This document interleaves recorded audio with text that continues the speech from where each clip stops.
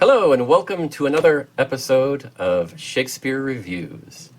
Today we will be reviewing Twelfth Night from 1996, directed by Trevor Nunn, starring Imogen Stubbs, Helena Bonham Carter, and Ben Kingsley. Now the plot is a brother and sister twins, Viola and Sebastian, are shipwrecked in the country of their enemy. Each thinking that the other is dead, they go on their own. Viola hides herself by dressing as a boy in her brother's clothes using the name Cesario. She joins the court of the local Duke Orsino, who is in love with the beautiful Countess Olivia. Now, while delivering messages for the Duke, Viola, dressed as Cesario, accidentally enchants Olivia, who becomes completely enamored by her or him. When her brother Sebastian arrives, confusion and comedy are plentiful, and the play somehow manages to resolve itself with where everyone is satisfied and happy. Twelfth Night. Now, I'm biased here on several levels. This is my favorite Shakespeare play of all time. Not because of this movie. I love the play long before the movie came out, but the movie does a decent job of representing the play in my mind. I mean, and it's not surprising. Trevor Nunn, who was the director of the Royal Shakespeare Company for, almost 20 years, I guess. 18 years, between 1968 and 1986. So, yeah, he does know a little bit about Shakespeare. So you got to give him a little leeway here. And I think he deserves it because it is pretty good with a generally interesting and good cast. A few questionable casting bits here and there, I'd say. But overall, very good. And, of course, Ben Kingsley as Festa is just, it's Ben Kingsley. Everything the guy touches is gold. That's pretty much what he does. And phenomenal actor. So, I liked it. Will, what do you think? No pressure. It's no She's the Man. And you're right. In some ways it's not, and in some ways that's good. But in some ways, that's bad, because I will say that the lead, Imogen Stubbs, is, I think, one of the weakest casting jobs there in the movie. Yeah. And you know what? A little trivia. She's married to the director. Or she was then. She was married to the director. Got married to him a couple of years before the film was made. So he pulled a Branagh. He really did. It's sort of like, oh, yes, let's get married. And, I've got a wonderful movie you'd be perfect for. Yeah, totally. And generally, he hasn't directed many movies, Trevor Nunn. Not that many. Mostly TV. And before this, he directed Lady Jane, which is, honestly, I think an underrated film. I think it's very well done. That's a really good one. That's really with Patrick Stewart, right? Yes, Patrick Stewart, Helena Bonham Carter, and Carrie Elwes. Stop pronouncing the H. Stop pronouncing the H in her name. Bonham. Oh, okay. I was going to say Elena? That's really weird. All right. Ellen, sure. Helena Bonham Carter. And yes. That would be really funny if you did that. Well, right, no, I'm sorry, Elena, but Shakespeare said to not pronounce the H in your name. So, we all know we do what Shakespeare says. You've done it in your career, and I do it in mine. You know what? She, by the way, Helena Bonham Carter, may I simply say from the cockles of my heart, the subcockles, the left ventricle, even, can you do wrong? Can you?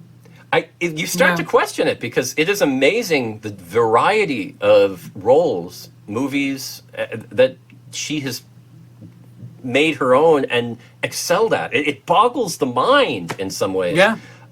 She got most of her early notoriety from the movie A Room with a View, which, if for anybody who hasn't seen it, oh my gosh, you need to see it. It's a very artsy indie type film from the 80s, and it really made her a star, and that progressed to Lady Jane, and then everything else afterwards, everything from the King's Speech and the Harry Potter films to, she was in Fight Club. Yes, yeah. So yes, amazing actress, and she completely shines here. I mean, the only one who possibly outshines Ben Kingsley in this film, Helena Bonham Carter, and Bonham. Don't say the H! Sorry, I'm American. It's a tough thing. It's a tough thing It's all sometimes. right. You know what? You guys over there in America, you make really, really good barbecue. So Thank you.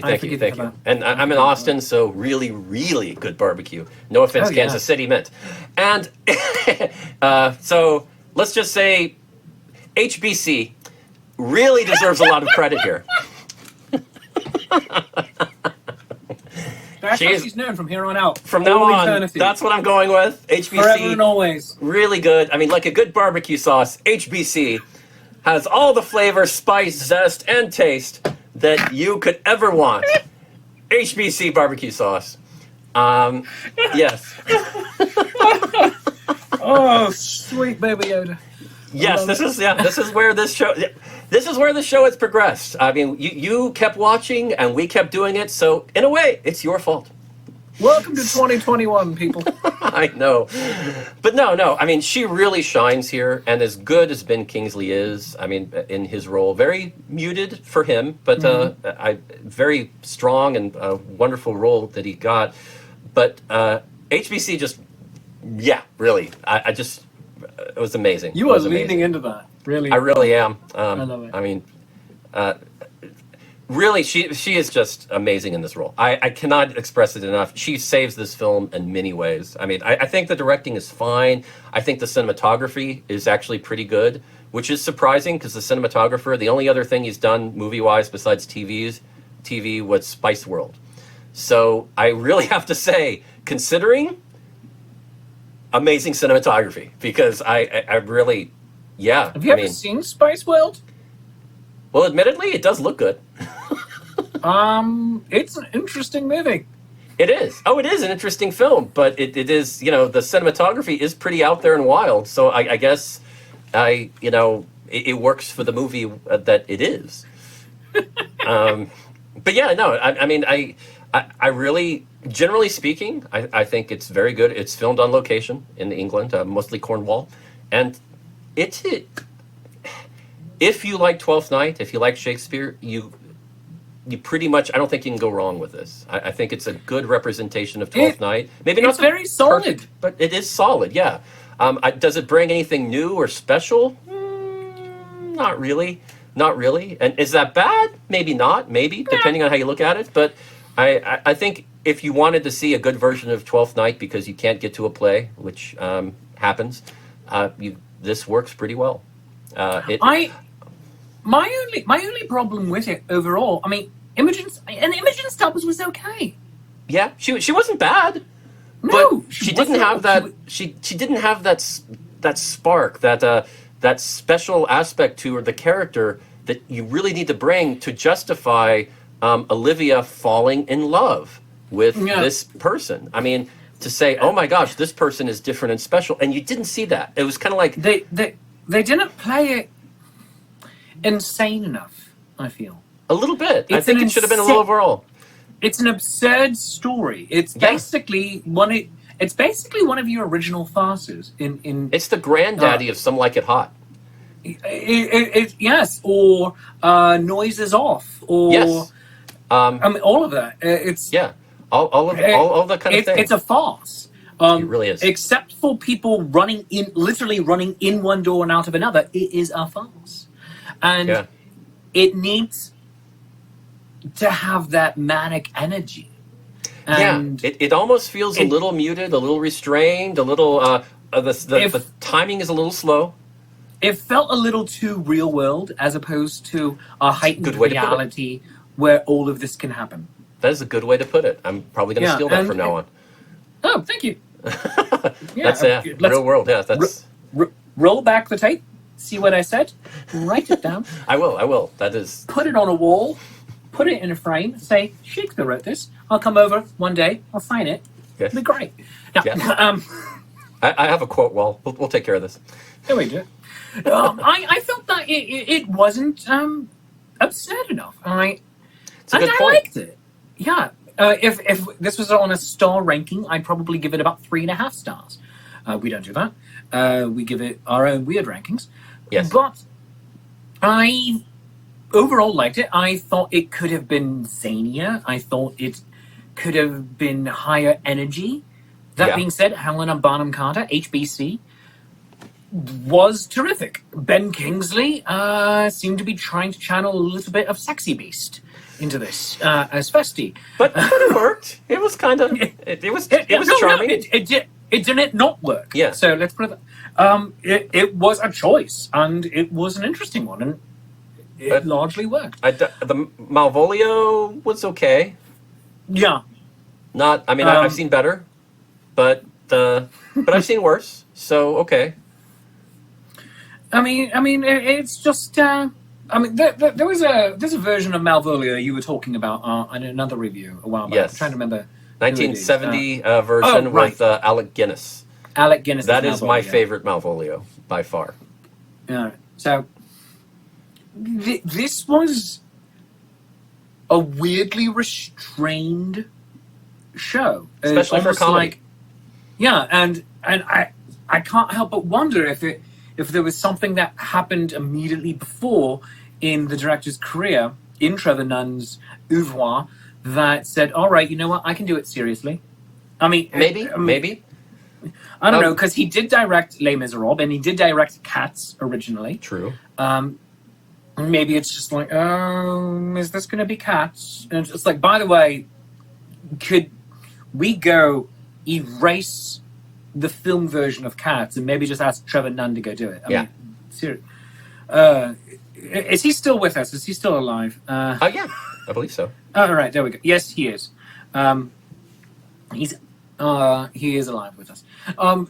Yeah, that would be fine if he went and redid that. But I don't know. It felt just like he was trying to prove something, that I'm a serious film director. Or maybe he was just playing it safe. Shakespeare. Because there had been a few missteps in the previous years, I think, with some Shakespeare movies. That certainly maybe, after this. After this, for sure. But I mean, I think of one of the movies we reviewed recently, Othello. There were a few missteps where I'm wondering if he was a little intimidated by Branagh, and he thought, well, let's play it safe and do just do a straight version and see if that is better. I mean, maybe. Yeah, but if you're going to do a Shakespearean comedy and do it straight, you don't take one of the most absurd ones there are. That is true. That is true. You take something that is, well, safer, such as Much Ado About Nothing. Much Ado is more middle of the road. True. In terms of how you can play it straight. And Branagh and Emma Thompson play that one very straight, but also have the utter absurdity of Michael Keaton as Dogberry. Whereas in this, Ben Kingsley does great. Do not get me wrong. He makes his weird ass choices, and he's the only one doing that. Pretty much. And not to the extent like Nathan Lane was in a different movie than everyone else with Love's Labour's Lost, but just Kingsley seemed to be one of the only people living in that heightened reality. Okay. Everyone else was mundane. I don't know about HBC though. She did bring it. Yeah, no, she brought it, but I feel that she wasn't a resident of the heightened reality. Okay, that they were Ben going Kingsley for. lived in. Okay, I see what you're saying. I think she might be at a more heightened reality than everyone else. Granted. Or she certainly brought that version of reality to the highest form it could be, but she wasn't insane. I think the biggest thing is, I think the biggest problem is Imogen Stubbs. I really think that casting the wife, and doing that was the misstep. Because so much hinges on Viola.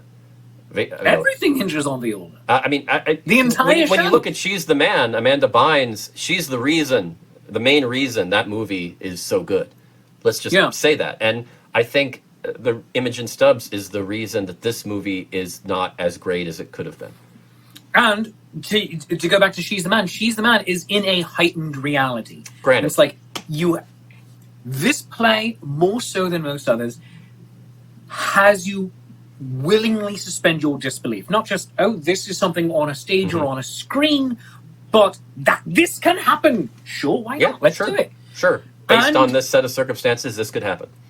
Exactly. And so Amanda Bynes, in She's the Man, in the Viola role, she is at that level. She is, we're asking you to go to 11, she's at 11. Yes. And Imogen Stubbs, this play is not, rather this version of it is not asking anyone to go to 11. No. So she is very comfortably at an 8 or a 9. Oh, I didn't even say that. She does a good job. She's not memorable. I think there's a reason Imogen Stubbs, mostly she's done TV. I mean, the only thing before this people might know her from is she had a smaller role in Sense and Sensibility the year before. But I think most people would know her from anywhere would be Eric the Viking as the princess. Oh. Yeah, that was her role. She played the princess. That's the Terry Gilliam film? Yeah. Yeah. And that's really the only place people would really recognize her from. It's just there's a reason why. I don't think she has that spark that this role demands, and I think she got it out of nepotism and because of her husband.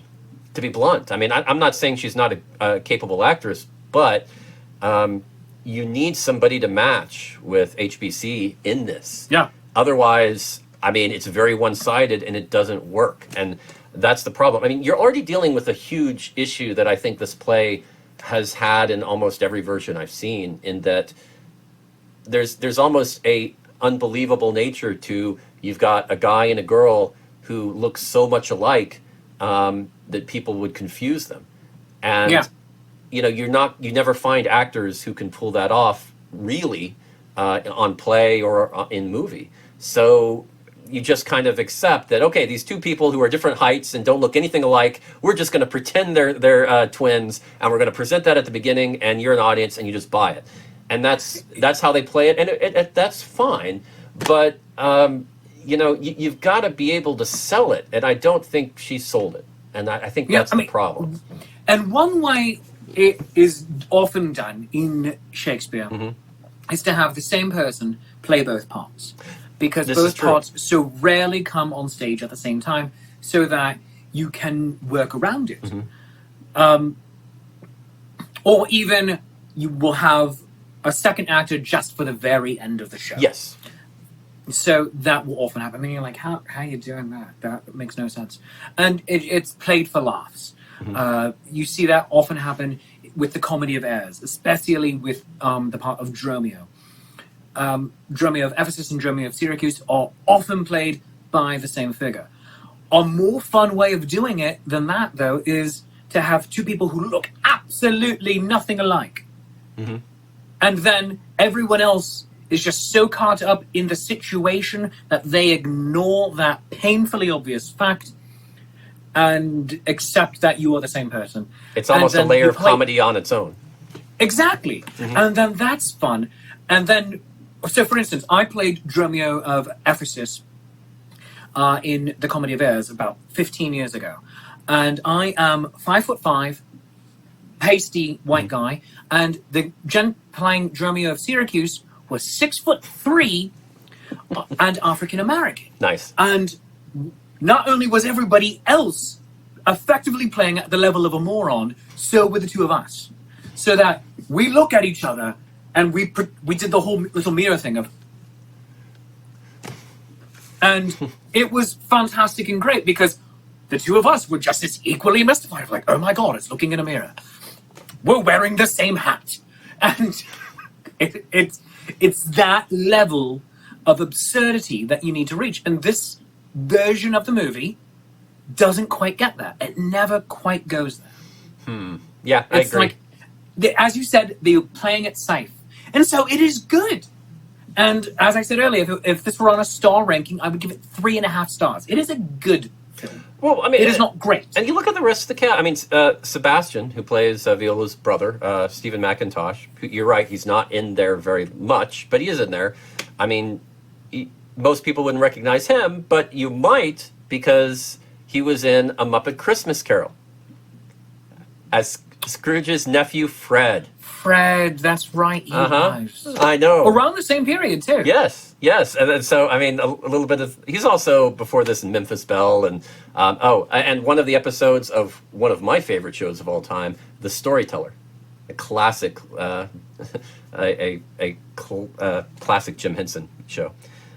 But, yeah. That was a good show. That was hosted by Dumbledore. No. It was by... oh, gosh. No, it was Dumbledore. It was Michael Gambon. No. He was the host. No, it wasn't. Nope, wasn't. It was... Looking it up right now. Look it up. We are stopping the show, people. We're stopping the show. We are stopping the show. Go ahead. So we can have this argument. We have a challenge. A challenge has been presented. A challenge has been thrown. Yes. Go. Look it up. Look it up. Jim Henson, The Storyteller. Correct. All right. Storyteller. All right. Come on. John Hurt, Give it to me. isn't Yeah. John Hurt was the Storyteller. Where's the Michael Gambon version? Why do I Michael have Michael Gambon version? Yeah. There's a Michael Gambon version? Greek myths. All right. Oh, the Greek myths one. That's a different... Yeah. All right. Okay. That's why I have it. Because the dog was still there. The dog... Okay. Sprocket from the from Fraggle Rock. Yes. Yeah, because he was still the dog. He was in both. Okay. Yeah, Okay. That's why I have Michael. So Gambon we're both right. Gosh, I hate it when that happens. Hooray! Everybody wins. Everybody just wins. Like in Twelfth Night. Everybody Just wins like on in Shakespeare Twelfth Night. reviews. I like it. But no. Everybody wins. There's happily ever afters, except for Malvolio. It's fine. Oh man, yeah, and he gets to live in an insane asylum. And the Duke Orsino, Toby Stevens. I mean, this was one of his first films, and good for him. So yeah, it was. Now everybody would know him playing John Robinson on the new Lost in Space show. So yeah, that's a little classic bit there. Always like to throw in the geek information when I can, and I'll throw in one more. Mel Smith, that's their Toby Belch. Famous role for him. This is the only role you would ever know him from, although he's a character actor who was in a lot. He played the albino in The Princess Bride. That's why I know his name. Right? That's the place. You're in the pit of despair, Vera. Don't even try to get out of here. I love that. Oh my god. Of course, Richard E. Grant. So he was. I mean, so many things. L.A. Story, Henry and June. He's in Dracula. Yeah, Hudson Hawk. Oh my! Do not mention Hudson Hawk. You don't like Hudson Hawk? No, it's crap. But it's hilarious. You shouldn't crap. like it either. You It's shouldn't hilarious like it crap. either. Oh, would you like to swing on a star? Really? Hudson Hawk is terrible. But it doesn't try to be good. That's the. I mean, come on, Dolphin Laugh. I mean, come on. This is like. Are you going to tell me that you like Johnny Dangerously? Not as much, but it has its charm. No. If you like Hudson Hawk, you have to like Johnny Dangerously. It's That's pretty good. the rule. It's kind of That's amusing. the rule. Oh, Fargan, bastards. All right. I mean, I sometimes movies that are bad and are honestly trying to not be good. They're trying. They're taking it to such an extreme. They know what they are. Yeah, I appreciate that. I mean, they're not pretending to be good and they're bad. They're trying to be bad for the comedic effect, and I appreciate that. And to bring in Bruce Willis and some of the other actors in Hudson Hawk, Danny Aiello, I mean, all these people who are just like, notable actors who are willing to do that. I thought that was quite impressive. So yeah, anyway, just a little thing there. But I mean, most people would know Richard E. Grant now as from Star Wars Episode 9 as General Pride. So a little bit there. And, I mean, there's a lot. I mean, Nigel Hawthorne as Malvolio, Madness of King George. I mean, he did that just a few years before this. That was sort of his peak in his career, so that's cool. And Ben Kingsley, of course, everybody, he made a name for himself in Gandhi, which a phenomenal film. And then Hollywood didn't know what to do with him in the 80s. There's just like... Yeah, but then right before this, Schindler's List. Oh, Schindler's List. And then before that, Searching for Bobby Fischer. That's a great Dave, film right there. where he played the vice president. You're right. Uh-huh. Oh my god, I forgot about Dave. And Sneakers right before that, with Sidney Poitier and Robert Redford. I mean, yeah. Dave, that's you know what? Vice President Nance. Yes. We're gonna have to take like a mini break during the 2021 series. Yes. Where we go completely non-Shakespeare, just fun movies, and Dave has to be on there. Okay. Just because I want to go watch Dave. How about we do fun movies that Shakespeare would appreciate? There you go, Dave. Yeah. Because Dave also mistaken identities. Right. Oh. Okay. Maybe that's it. Maybe we could do mistaken identity films. That's a nice hit angle. Or this person looks like that one, so it's either mistaken identities on accident or on purpose. Correct. Either way, both acceptable. Yes. Identity Would change. we include Mission Impossible in that? Ooh, we could. I mean, I considering Not the second one. The how second one's much some crap. of these movies have stretched Shakespeare, I think we can get away with it. Yeah. I think so. I think so. Okay, well, if for you watching, if you like that idea, let us know in the comments. Tell us if you would like us to do an episode or a month of movies that Shakespeare would approve of. Would we? Are we gonna watch Fast 5? I need to know. Are we gonna watch Fast 5? Only if we look at it as one movie. do the whole Fast and the Furious series. Do the whole Fast and the Furious oeuvre? Yes. Ah, I love We this. binge I love watch this that. so much. That's our Fast and the Furious Saturday. I love. Oh wait, we need alliteration. For Fast and the Furious Friday. Well, it's too much for a single day. You need to break it up over a weekend. Not the way I watch. It's like the Marvel. It's not the way you watch. It's like the Marvel Cinematic Universe at this point. Yeah, right. Oh my. It kind of is. It kind of is. You know, you're gonna go make me watch the Fast and the Furious. Well, I mean, I'll make it easy. Tokyo Drift is optional. Hobbs and Shaw. You know what? Just watch Hobbs and Shaw. Okay, that's great. True. That's true. Hobbs and Shaw. That is true. Hobbs and Shaw is a good time. I like how they built the script for that. Have you seen Hobbs and Shaw? Yes, I did. Yeah.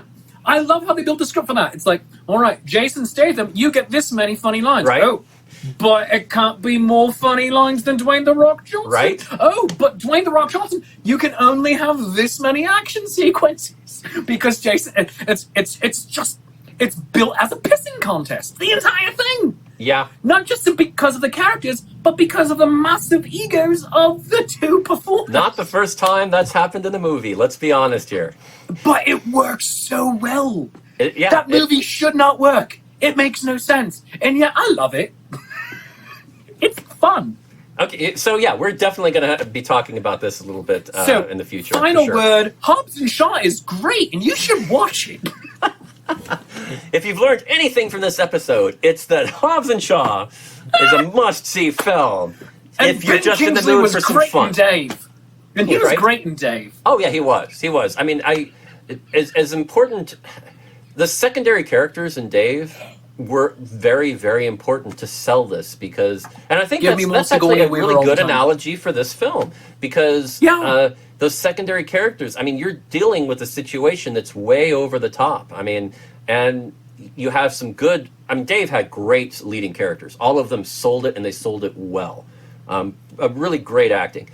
But then you have these secondary characters that it turns it into a house of cards because if these other characters, if the brother, if the secretary, if all these Charles Grodin, all these people didn't sell it, then one of the cards would fall and the structure would be very unstable, and that's the problem. I mean, and he just not only did Ben Kingsley sell it and make it work, he turned that character into something magical that helped not just the story or the plot, but the character development of Dave himself, and was also brilliant. His vice presidential character, if I remember correctly, had almost like a quiet desperation. It was very intense. Yeah. He played it like a man who was in a strange situation who accepted his role for what it was and was had no ambition, no real. I mean, this was a greatness thrust upon him kind of person, and I think he really was trying to trying to project Truman as much as he could. greatness thrust upon him, bringing it back to Twelfth Night. I see Did I what do you that? did there. Did I accidentally do that? Oh. Oh, accidentally on purpose, maybe. Oh, Andrew. Oh. You naughty boy. Everything comes goodness. back to Twelfth Night. You see? That's why it's my Always. favorite play. There you have it. But no, I mean, I this is not a phenomenally great film. It is not. I wouldn't No. even say it's a great film, but it's a good film. Maybe, Yes, I will say it's good. and with some of the scenes are very good. So I'll give it that, and I don't think you could do. This would be a very good way to watch this play if you don't have a way to go see the play performed on stage, which is always the So, best how way. much money did it make?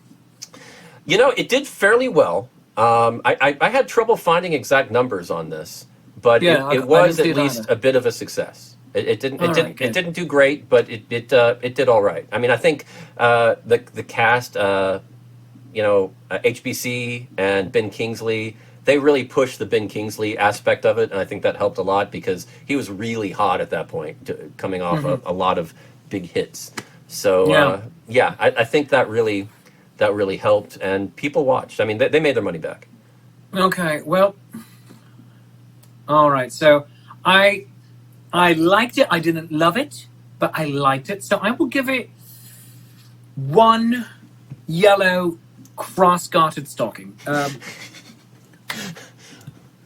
Andrew, what about you? Okay, I would say that I would take the dropped ring. I would pick up the dropped ring and take it. I would definitely. This is a taken dropped ring. Even if it's not mine, it's worth it because it Even is if worth it's the not experience. Even if Yes. it's not yours, that's great. Even if it's not mine, even if I'm confused by it sometimes, and I don't understand the full ramifications, I'm going to pick it up because I want to understand it.